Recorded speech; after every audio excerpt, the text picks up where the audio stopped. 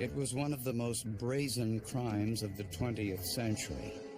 Adolf Coors, chairman of the Coors Brewing Company, was kidnapped and held for ransom, prompting one of the largest manhunts in United States history.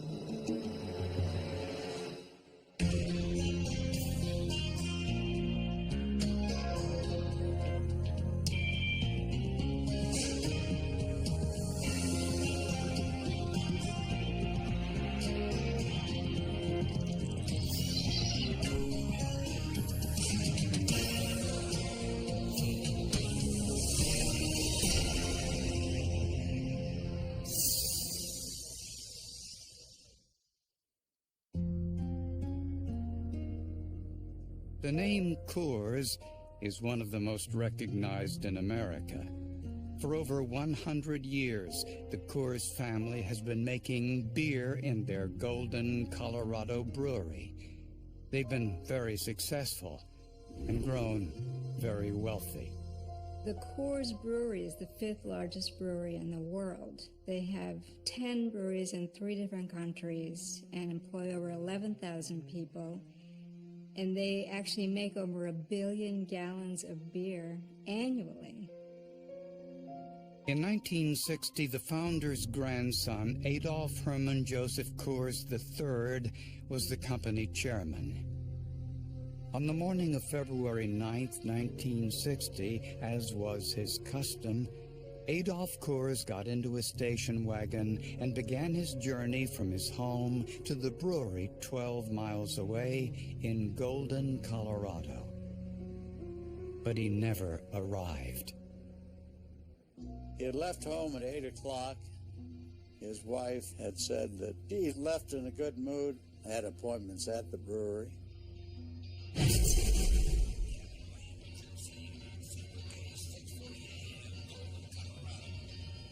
A milkman found Coors' abandoned car on the one-lane Turkey Creek Bridge with the engine running and the radio on.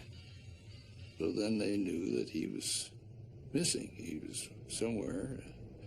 They didn't know where. When investigators arrived, they found a large blood stain in the dirt.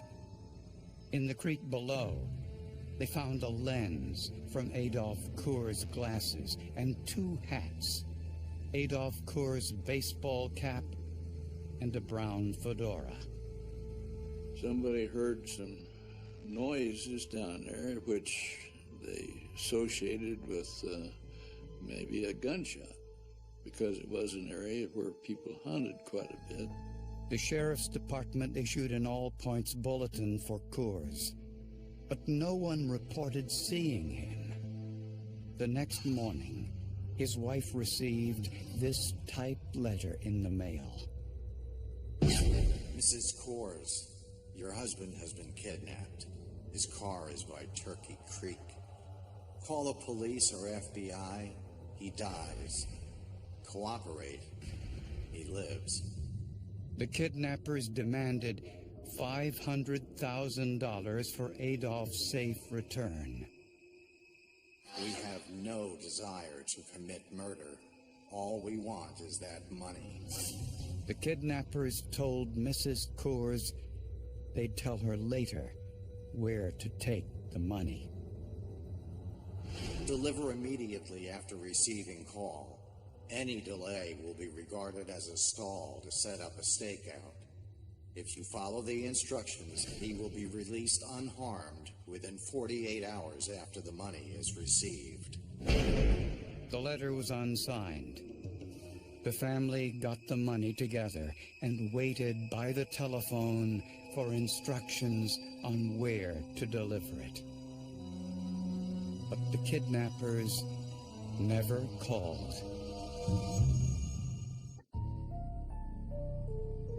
After the kidnapping and murder of Charles Lindbergh's baby, the United States government made kidnapping a federal offense. So the FBI quickly took over the investigation into Adolf Coors' abduction. It's the second time one of their members has had a kidnapping attempt 27 years earlier, the FBI had notified the Coors family of an attempt to kidnap Adolf Coors Jr.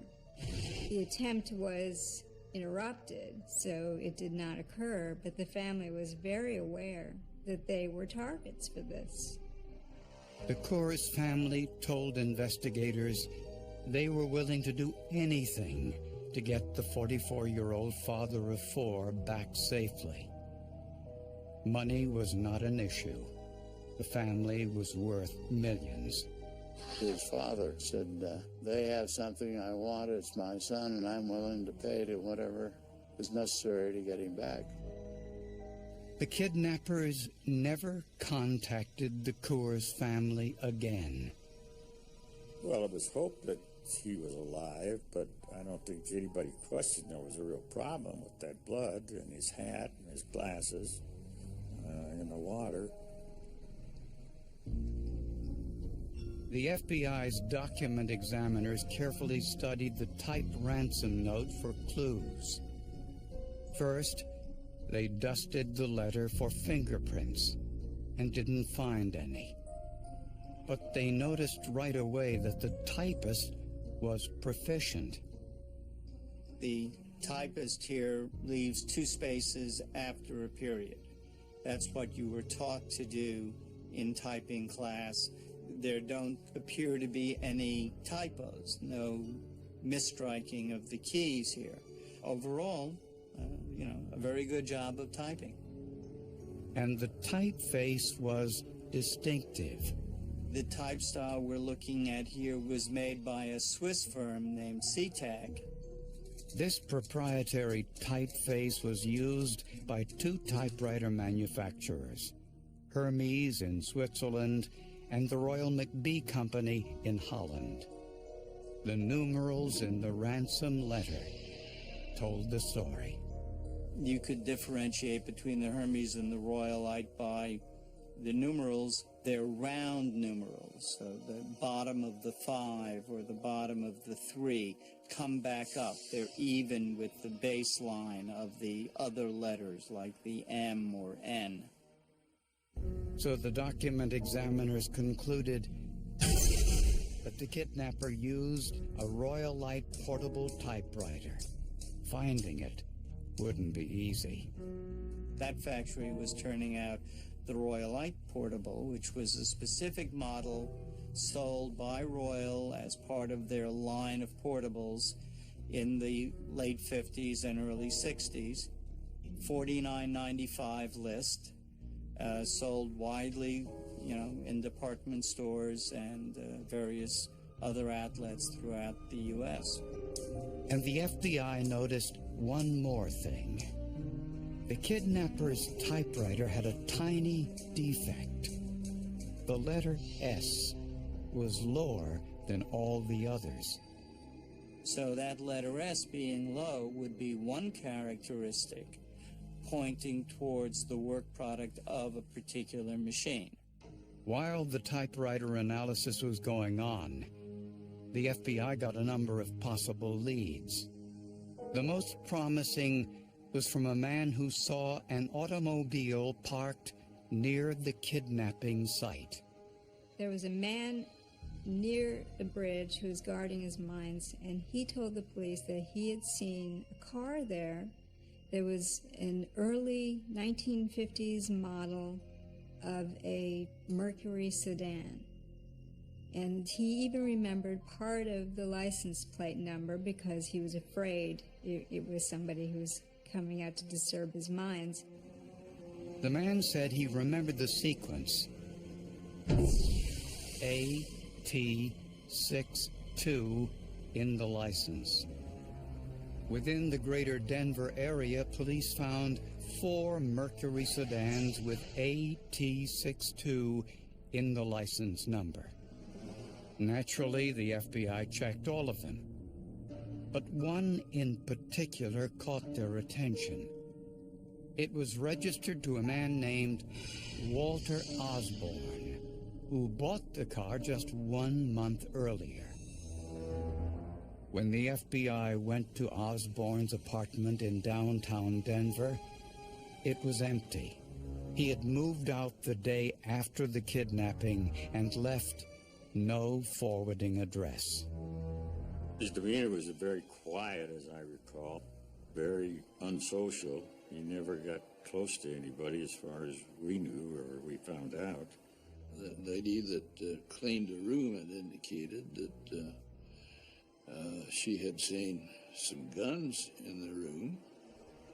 And in the dumpster behind the apartment, investigators found empty boxes for a pair of handcuffs and leg restraints. Agents dusted the room for fingerprints and made a startling discovery. The prints in the room matched those of a convicted killer, 31-year-old Joseph Corbett. In 1951, he had shot another man and killed him. He claimed it was self-defense, but the man had been shot in the back of the head. It's not self-defense.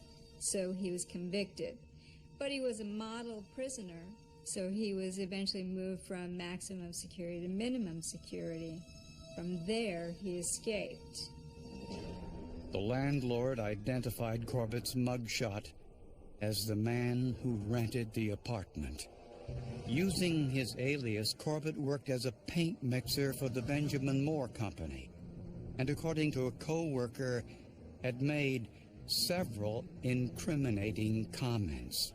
I remember one comment he made. He said, kind of watch the newspapers. Someday there's going to be a big thing bust loose here, and then you won't see me anymore. According to the Benjamin Moore Company, Corbett simply stopped coming to work after the kidnapping, and they never heard from him again. And a resident at Corbett's rooming house told the FBI one more thing. He often heard Corbett typing late into the night. Joseph Corbett, an escaped killer, was the prime suspect in the kidnapping of Adolph Coors III. Investigators knew the ransom letter was typed using a European brand Royal Light portable typewriter. The FBI identified only 2 stores in Denver that sold this make and model. One was the May D&F department store, and a clerk there recognized Joseph Corbett. He was very positive. That's the man I sold the typewriter to. Apparently, Corbett was one of the few customers who paid cash. He bought the typewriter 4 months prior to the kidnapping. Despite these leads, police still didn't know where Corbett was, or where Adolph Coors was, for that matter. The FBI put out an all-points bulletin for Joseph Corbett's 1951 Mercury sedan. 8 days after the kidnapping, 1,700 miles away, New Jersey police found the automobile. A fire chief in Atlantic City, New Jersey, who reported that they'd found a 51 Mercury in their dump burning, that had been doused with gasoline, and so the interior was pretty well destroyed. There were no license plates on it, but the serial number on its engine block showed the car belonged to Walter Osborne, the alias used by Joseph Corbett. On the undercarriage of the car, investigators found 4 layers of soil. The most recent soil sample on the outside contained sand, most likely from the New Jersey coast. The second layer was unremarkable, most likely from the drive across the country. The oldest soil sample was unusual, with many different types of shale, consistent with the soil at the kidnapping site. That sample matched one of the control samples, and that control sample was collected near Turkey Creek, near the Coors Ranch. So investigators believed that soil sample on top of the shale was from the area where Corbett took Adolph Coors after the abduction. It, too, was distinctive because it had large amounts of granite flecked with pink feldspar. For comparison, FBI agents took hundreds of soil samples from Denver and surrounding areas, hoping to find out where this came from. We sent in 612 samples of dirt or soil.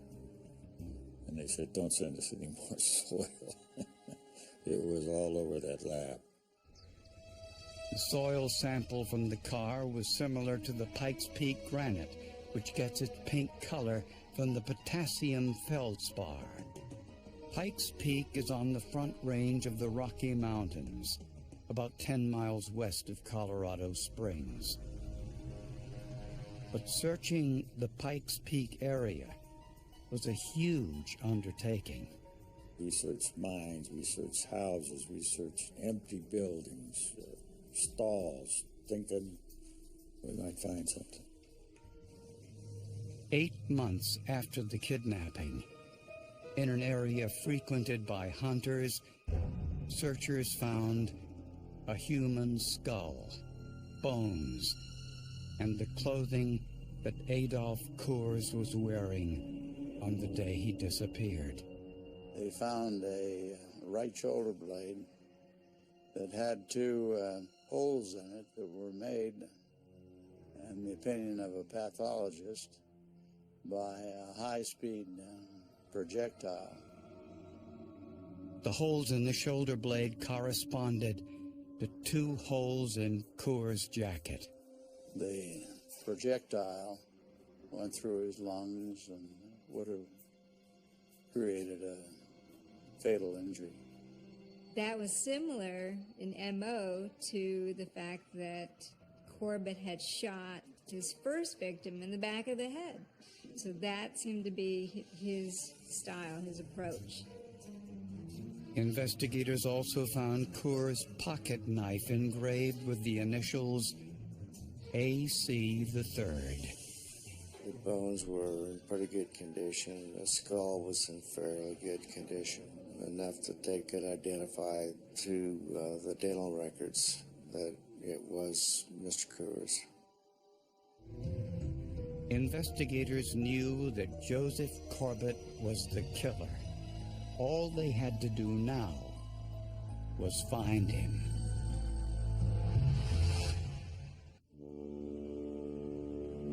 Joseph Corbett was the prime suspect in Adolph Coors' kidnapping and murder. Each of the special agents... FBI Director J. Edgar Hoover called Corbett the most wanted man in America. Based on the forensic evidence, the FBI believed that Corbett planned this crime for months. We know that Corbett purchased his typewriter several months ahead of time. He's watching Ad Coors drive to work, so he now knows the route. He's looking on this route to know where is the best way to try to apprehend him, where there won't be witnesses, where even Coors won't have any suspicions that anything's wrong. 1 month before the kidnapping, Corbett purchased a 1951 Mercury automobile and stored it in an off-site garage so no one in his apartment building knew he owned it. The evidence shows that Corbett typed the ransom note and mailed it to Mrs. Coors on the morning of the kidnapping. He put the handcuffs and leg restraints in the car, then drove out to the secluded Turkey Creek Bridge to wait for Adolph Coors. Most likely, he backed his car onto the bridge to make it look like it had broken down.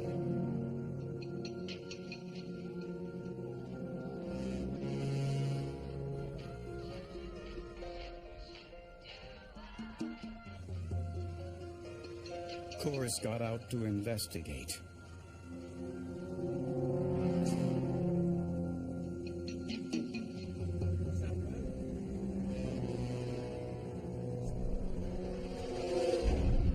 The evidence suggests there was a fight, and that Coors ran back to his car for cover. Corbett fired twice, hitting Coors in the back, killing him instantly. With Coors dead, Corbett may have panicked, and he abandoned his plans to collect the ransom. The geologic evidence shows that Corbett drove to the Rocky Mountains, 45 minutes away, to dump the body. It was an area he was familiar with as a hunter. He left town the next day and drove to New Jersey, where he set his car on fire to destroy potential evidence. But it didn't eliminate the serial number or the geological evidence underneath the bumper. What I think what happened is because I think Corbett really wanted the money. He wasn't really after killing somebody. It's clear he's trying to keep the police from finding a trail to him, and yet he does 1, 2, 3, 4, 5 things that lead right to him. So he's careful, but he's quite limited in his awareness of what he's actually doing that is making it easier to find him.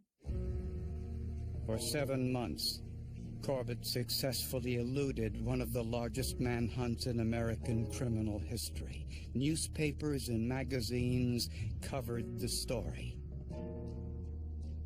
A woman in Vancouver, Canada, saw the press reports and called the FBI, saying that a man matching Corbett's description was living in her apartment building.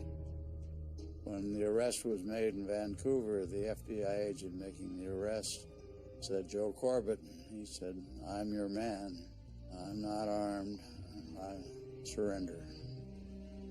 Investigators didn't find the Royalite typewriter, any paper or envelopes matching the ransom note, or the murder weapon among Corbett's possessions.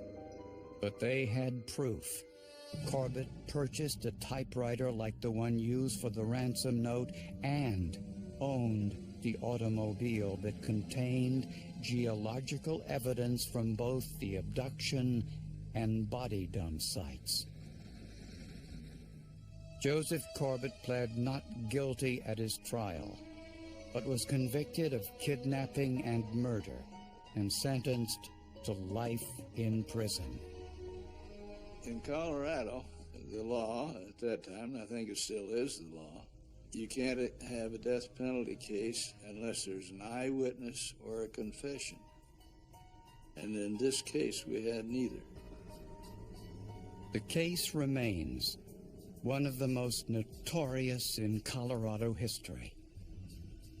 It was, in fact, the first high-profile case in this country where soil evidence was critical to the prosecution of the case. To pinpoint it to Turkey Creek Bridge and the area where the body was found. That's unique even today. So for those days, for someone to A, have thought of it, B, to have analyzed it carefully enough to prove that the car was in these two areas was really quite a feat for forensic science.